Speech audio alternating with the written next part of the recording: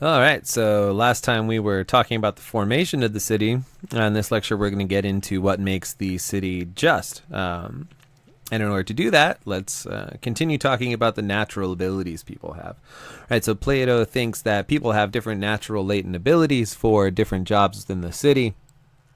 This is how we're going to divide people up among the three classes.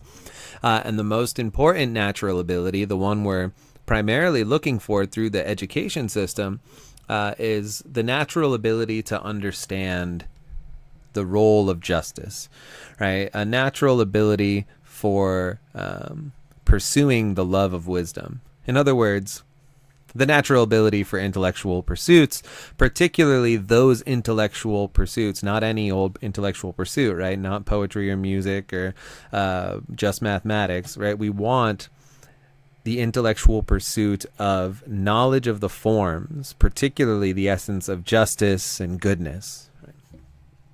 Why do we want that? Why do we want rulers who are predisposed to knowledge about the forms or experts at the forms? Well, roughly, Plato's going to say what we need, the state is best when it's ruled by the knowers, right? So we want lovers of wisdom to rule because we want an epistocracy. Epistocracy is rule by the knowers. And so ask yourself some really basic questions, right? If you were about to get on a ship and sail across the Atlantic, who do you want to be the captain of that ship? Do you want it to be me? I'll just let you know right now, I have no idea how to sail a ship. I have no training in the art of navigation. I've only been on small fishing boats in my life, and that's only been a couple times, right? So you could have me as the captain of the ship that's supposed to take you across the Atlantic, or you could have a person who's actually trained in navigation and sailing. Who do you choose? Well, clearly you should not choose me. Why? Because I lack the relevant expertise to get you where you need to go safely. Likewise, who would you go visit if you were sick? Right? Well, you'd visit whoever has the best expertise, right? You'd probably go see your general practitioner. In other words, you'd go to a doctor. You wouldn't go to a baseball coach, right?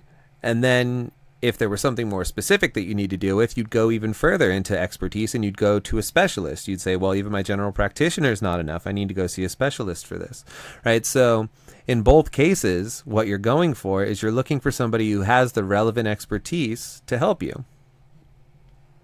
Now, Plato says, look, we just want the same thing when we're talking about political matters, right? We want experts whenever something important is at hand. And nothing could be more important than picking the right political leaders, since they determine the state and all the laws that govern our lives. So when it comes to political leadership, we should not look to the common citizen. In other words, we should not have democracy according to Plato, right? The common citizen gets to take part in democracy, but the common citizen, according to Plato, is an idiot, right? They don't really know anything about political leadership, but they especially don't know anything about the forms of justice and goodness, which would give them the expertise they need to rule the city. So Plato says, look, when we're talking about political matters, we should have an epistocracy, in other words, a rule or government by the knowers. And the particular knowers he's worried about are those who have come to best understand the forms, particularly the form of justice and also the forms of goodness, so on and so forth. Now, you might be asking, okay, I understand we want expertise in our government. We want our political leaders to be experts in political matters. But why, Plato, does knowledge of the forms make you an expert in political matters? Well, Plato's going to say, look, if you have knowledge of the form of justice and goodness and piety and virtue, so on and so forth, right? If you come to have knowledge of these things, then you will understand the essence of all of those forms. And you'll also understand the interrelations between all of those forms. You'll know the objective truth about what to do, right? So here's just an example from justice, right? If you have knowledge of the form of justice, and therefore understand the essence of justice, well, then you're going to act from this knowledge and implement that knowledge in the city. So you'll be implementing, to the best of anybody's ability in the city, the true principles about how the city should be set up. And then Plato says, look, somebody also in this position is going to continue this love of wisdom and come to know all sorts of other truths that will help them implement the correct policies into the city. All right, so this is why knowledge of the forms is the right type of expertise. Right? Everyone else in the city, right, all of the craftsmen who have different forms of expertise, say expertise in shoemaking or architecture, so on and so forth, right? They play an important role in the city, but if you were to give them control of creating or legislating and implementing and enforcing that legislation, they would screw everything up because they simply don't understand the essence of justice, or at least not even close to as well as the rulers do.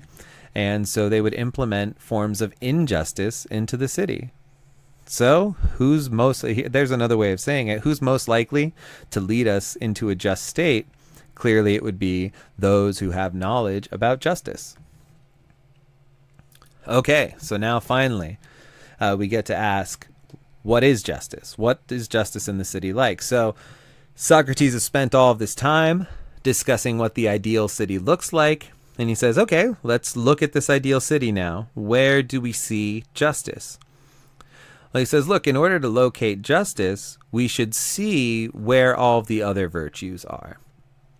So here he's particularly dealing with the 4 cardinal virtues: courage, wisdom, moderation, and justice. And he says, let's locate the other virtues besides justice, and then whatever virtue is left over, that must be what justice is. It's a process of elimination type of thing. If we identify the 3, well, then the 4th one is what's left over. He says, okay, well, the virtue of wisdom is found in the rulers. That's clear already since they have knowledge of the forms, right? They're exercising wisdom. And we find this in the rulers as they're creating laws for the city in accordance with the intelligence and knowledge that they've cultivated. Courage is found in the military auxiliary class because they have to act boldly in implementing the policies set forth by the rulers, and they have to overcome fear in both protecting the city and executing the laws put forth by the rulers. And then finally, we see moderation in the city. Now, all 3 classes exercise the virtue of moderation. Why is this? Because all 3 classes have to submit to this organization of the city, right? The rulers can't choose to be craftsmen. If you have the natural ability to be a ruler, you have to take up the mantle, right? You have to do what's necessary and serve the city for the greater good, right? So all 3 classes have to submit to this organization instead of just doing whatever they want. So all 3 are exercising moderation.